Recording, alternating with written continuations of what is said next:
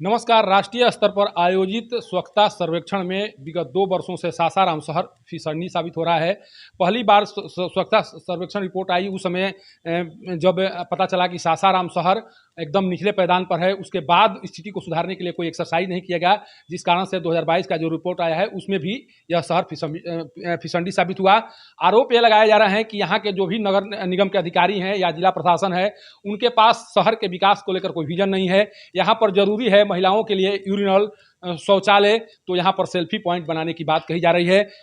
जो जिस तरह से यहाँ के लोग हैं जो आरोप लगा रहे हैं, उन लोगों का साफ कहना है कि एक तरह से नगर निगम के अधिकारी और यहाँ के जिला प्रशासन के जो भी अधिकारी हैं जले पर नमक छिड़क रहे हैं। उन्हें विकास से कोई वास्ता नहीं है। हमारे साथ अभी नगर आयुक्त सत्य प्रकाश शर्मा जी हैं, जिनसे बात कर जानने की कोशिश करेंगे कि सर आखिर जब पिछले बार ये आप लोग देख चुके थे कि जो स्वच्छता सर्वेक्षण रिपोर्ट में सासाराम का जो स्थिति है वो बहुत चिंताजनक था, उसके बाद उसे सुधारने की कोशिश क्यों नहीं की गई? सर जो 2021 में रिपोर्ट आया, उसके बाद 2022 में आया, लगातार गिरावट देखी जा रही है और लगातार आलोचना हो रही है सासाराम शहर को। इसको सुधारने के लिए कोई एक्सरसाइज हो रहा है या केवल बस हवाई कार चल रहा है सर?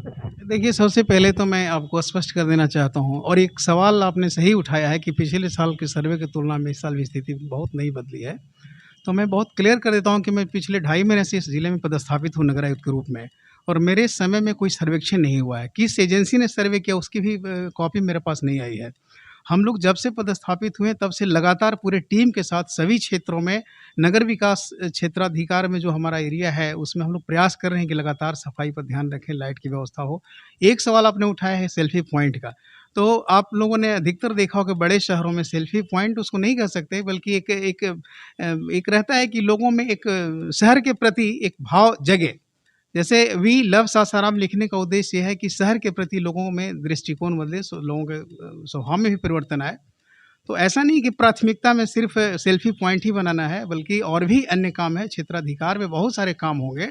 और आपने यूरिनल का सवाल उठाया है कि महिलाओं को या बाहर से जो लोग आगंतुक आते हैं उनको बहुत परेशानी हो रही है। तो हम लोगों ने निर्णय लिया है कि जो भी कॉमन प्लेस होगा, पब्लिक प्लेस जहाँ पर लोगों का ज़्यादा आवागमन होता है, वहाँ पर हम लोग शौचालय और यूरिनल प्रॉपर बनवाएंगे।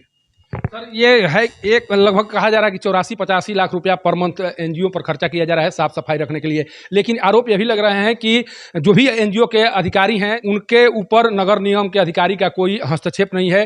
कारण कि कहा जा रहा है कि जो भी अधिकारी अगर एनजीओ पर कार्रवाई करने की कोशिश करते हैं, डीएम के स्तर से उन पर कार्रवाई हो जा रही है। उदाहरण दिया जा रहा है कि नोखा के जो ईओ हैं जो यहाँ प्रभार में थे, जैसे ही एनजीओ के विरुद्ध कार्रवाई करने की उनके द्वारा कोशिश की गई, जो जिलाधिकारी हैं उनके स्तर से उन पर कार्रवाई की गई, उन्हें वापस जाना पड़ा।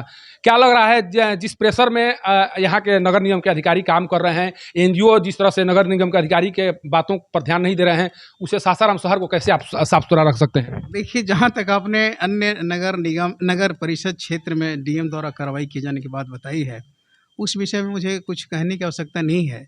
पूरा नियंत्रण जिले में जिलाधिकारी के नियंत्रण में ही सिस्टम पूरा काम करता है।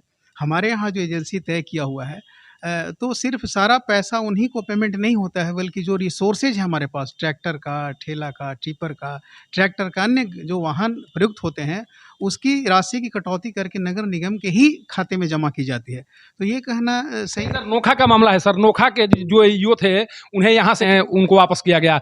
आरोप तो ये लग रहा है ना कि उनके द्वारा एनजीओ के विरुद्ध कुछ अनुशंसा की गई थी, जिसके बाद वो अनुशंसा डीएम को रास नहीं आई, जिसके बाद उन पर कार्रवाई की गई। ये आरोप तो लग रहे हैं ना सर? देखिए, सबसे पहले मैं क्लियर कर देता हूँ कि यहाँ पर नगर आयुक्त का पद रिक्त था, और हमसे जस्ट पहले डीडीसी साहब इसके प्रभार में थे, नोटिफाई सरकार ने किया था। और इतना बड़ा नगर निगम का क्षेत्र बढ़ता गया है, एक्सटेंडेड एरिया, विस्तारित क्षेत्र बड़ा हो गया है, तो उसमें एक अपर नगर आयुक्त का पदस्थापन विभाग से न करके जिला स्तर से जिला पदाधिकारी द्वारा किया गया था। तो जब मेरा पदस्थापन हुआ तो उन्होंने यहाँ से हटाया है, सिर्फ चूँकि सरकार के स्तर से उनकी पदस्थापन नहीं हुई थी, इसलिए सिर्फ यहाँ से उनको अपने कार्य के लिए मुक्त कर दिया गया है, अपने नोखा नगर परिषद के लिए। सर आप जब भी विजिट करते होंगे देखे होंगे कि सासाराम में एक भी यूरिनल नहीं है। मैं ऐसा इसलिए कर रहा हूँ कि सासाराम क्षेत्र में दूर दूर से महिलाएं आती हैं, जब उन्हें आवश्यकता होती है तो पूरे शहर में भ्रमण करती हैं, आनंद फानन में यहाँ से उन्हें जाना पड़ता है। किन स्थितियों का सामना करना पड़ता होगा आप भी सोच रहे होंगे। आज तक सासाराम शहर में एक यूरिनल का नहीं होना, नगर निगम क्षेत्र है, इसे आप कैसे देख रहे हैं सर? एक बहुत अच्छा सवाल आपने उठाया है और मैं व्यक्तिगत रूप से न केवल नगर आयुक्त की कैपेसिटी में बल्कि व्यक्तिगत रूप से महसूस करता हूँ, ये जो शौचालय और यूरिनल की व्यवस्था होनी चाहिए, ये थोड़ा देर हुआ है और जहाँ पर है वहाँ पर प्रॉपर मेंटेन नहीं हुआ है, इसमें लोगों की भी सहभागिता कम दिखी है। तो मैं चाहूँगा कि जितना जल्द हो सके हम लोग प्रॉपर प्लेस में जहाँ पब्लिक गैदरिंग ज़्यादा होता है, वहाँ पर इसकी व्यवस्था 1 महीने के अंदर सुनिश्चित करा देंगे। ठीक है। सर एक और प्रश्न उठ रहे हैं कि आपके यहाँ वेंडर जो नहीं होने के कारण लगातार अतिक्रमणकारी जो है सड़कों पर डटे हुए हैं। आखिर वेंडर रोड बनाने का कार्य क्यों नहीं चल रहा है? आखिर वो भी इसी शहर के अंग हैं, उनके भी बाल बच्चे हैं, आखिर जाएं तो जाएं कहाँ? आपके विभाग के द्वारा लगातार कार्रवाई की जाती है, उनके सामानों को बिखेर दिया जाता है सड़कों पर। आखिर उनके बाल बच्चा कैसे उनका पालन पोषण कैसे होगा जब इस तरह से उनके साथ कार्रवाई की जाएगी? सर देखिए, जो लोग फुटपाथी जो विक्रेता हैं, जो सामान बेचते हैं, हम लोग का उद्देश्य या नगर निगम का उद्देश्य कभी नहीं रहेगा कि वैसे व्यक्ति को रोजगार विहीन कर दिया जाए, क्योंकि हम लोग जानते हैं कि भाई सामाजिक रूप से चूंकि कमज़ोर हैं आर्थिक रूप से, तो उनको कहीं ना कहीं जगह देना ही पड़ेगा। तो इसके लिए पूर्व में वेंडिंग जोन बनाया गया था, लेकिन संजोग से वहाँ पर इफेक्टिव नहीं हो पाया है, इसीलिए प्रॉब्लम आ रहा है। तो अतिक्रमण हटाने के क्रम में ये देखा जाता है कि उनको वहाँ से बेदखल नहीं कर, जबकि मूव करने वाला ठेला उनको रहता है तो तत्काल तो हटा लेते हैं, बाद में फिर रोड जाम हो जाती है। तो उद्देश्य हमारा यही है कि उनको बेचने से या सामान के विक्रय करने से रोक नहीं है, बल्कि ध्यान रखना है उनके द्वारा भी कि सामान आवागमन बाधित नहीं हो। सर एक आरोप और आप पर अंतिम प्रश्न है। आरोप पर आपके विभाग पर लग रहा है कि नगर निगम के द्वारा सासाराम क्षेत्र में अपराध को बढ़ावा दिया जा रहा है। मैं ऐसा इसलिए कह रहा हूं कि सीसीटीवी कैमरा लगा दिए गए हैं, लेकिन रोशनी के कारण सीसीटीवी कैमरे काम नहीं कर रहे हैं, जिससे लगातार चोरी की घटनाएं बढ़ती जा रही हैं। आखिर आप चले जाइए, रौजा रोड में चले जाइए, कहीं भी चले जाइए, कहीं रोशनी की व्यवस्था नहीं है, जिस कारण से सीसीटीवी कैमरे काम नहीं कर रहे हैं। लगातार चोरों का प्रभाव बढ़ते जा रहा है और आरोप लगाया जा रहा है कि आपके विभाग के द्वारा अपराध को बढ़ावा दिया जा रहा है। सर आखिर इस तरह के आरोप क्यों लगाए जा रहे हैं? सर अब इस आरोप तो बिल्कुल गलत है। जैसे बहुत सारा नल जल योजनाएं चल रही है, उसमें बुडको द्वारा भी स्कीम किया गया, जिसमें कुछ कट गया है, वो नाला खुदाई के क्रम में कुछ पॉइंट्स कटे हैं, जिसके चलते कैमरा बाधित हुआ है। तो हम लोग उसको ठीक कर लेंगे। और जहाँ तक लाइट की व्यवस्था कर रहे हैं, तो हम लोग लगातार प्रयास में हैं कि जो एजेंसी इसके लिए जिम्मेवार है, उसको डायरेक्शन दिया हुआ है कि दिवाली से पहले पहले तो जितने भी स्ट्रीट लाइट है उनको ठीक करा लेना है। तो रौजा के पास आप जाते होंगे, वहाँ की स्थिति माने बेहद ही खराब है। रात में आप जाइएगा, चूंकि वहाँ पर सदर अस्पताल है, उधर से लोग आते हैं मरीज, रात में एक भी लाइट नहीं जलती है। सर उसको लेकर, चूंकि वो ये राष्ट्रीय धरोहर है, उसको लेकर एक आपका विजन होना चाहिए। वहाँ पर कूड़ा का डंपिंग, हालांकि आपके प्रयास से वो कूड़ा डंपिंग का काम अभी कमजोर पड़ गया है, लेकिन लाइट की व्यवस्था सबसे ज़्यादा खराब है। सर रात में जो भी आते हैं पर्यटक देख कर जाते हैं, कहते हैं कि नगर निगम ऐसा एक विभाग है जिनके द्वारा अभी लाइट की व्यवस्था नहीं की गई है। सर उसको कैसे देख रहे हैं आप? देखिए, ऐसे तो प्राथमिकता में पूरा शहर है, लेकिन जो पर्टिकुलर जगह की बात आपने की है शेरशाह का मकबरा के पास में, ये सही है कि बहुत सारे टूरिस्ट वहाँ पर आते हैं उसको स्पेशली देखने के लिए। तो वहाँ मुझे जानकारी है, मैं स्वयं भी भ्रमण करके देखा हूँ कि लाइट की कमी है वहाँ पर। तो हम लोग 1 सप्ताह के अंदर प्राथमिकता के आधार पर सबसे पहले लाइट वहीं पर लगवा देंगे सभी जगह। Thank you. सर आपकी सैरातों की बंदोबस्ती क्यों नहीं हो पा रही है? सर अब चूंकि सैरात एक वित्तीय वर्ष के हिसाब से चलता है, उसका डेट होता है 1 अप्रैल से 31 मार्च।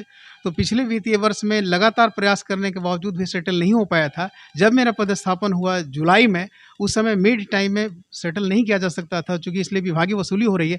अगली बार जब वित्तीय वर्ष प्रारंभ होने के 2 महीना पहले हम लोग प्रयास करके सेटल करवा देंगे। ये है नगर आयुक्त सत्य प्रकाश शर्मा जी, जिनका साफ कहना है कि हमारे काल में कोशिश की जा रही है कि जो स्थिति है सासाराम शहर को सुधारा जा सके। कारण कि 2.5 महीने हुए इनको योगदान दिए हुए, कोशिश तो कर रहे हैं, लेकिन जो छवि बन रही है लोगों के मन में सासाराम शहर के प्रति, उस छवि को बनाना बहुत जरूरी है। आप सेल्फी पॉइंट बनाकर सासाराम शहर का विकास नहीं कर सकते हैं, उसके लिए एक विजन होना चाहिए। यहाँ पर वो विजन दिखाई नहीं पड़ रही है। आप सड़कों पर जाम की स्थिति देख लीजिए, एक तरह से कार्रवाई की है। सोचिए कि पोस्ट ऑफिस कचहरी परिसर के पास वाहनों की कतार लगी हुई है, वहां पर कार्रवाई नहीं हो रही है, लेकिन जो धर्मशाला के पास जो गाड़ी खड़ी है वहां पर कार्रवाई हो रही है। चिन्हित जगहों पर कार्रवाई करके यह दिखाने की कोशिश की जा रही है कि हमारी प्राथमिकताएं क्या है, हम किस तरह से सासाराम में कार्य कर रहे हैं। अगर इस तरह से कार्य किया जाएगा तो कभी भी सासाराम शहर का विकास नहीं हो सकता है। नगर आयुक्त कार्यालय से पब्लिक न्यूज के लिए सत्येंद्र चौबे की रिपोर्ट।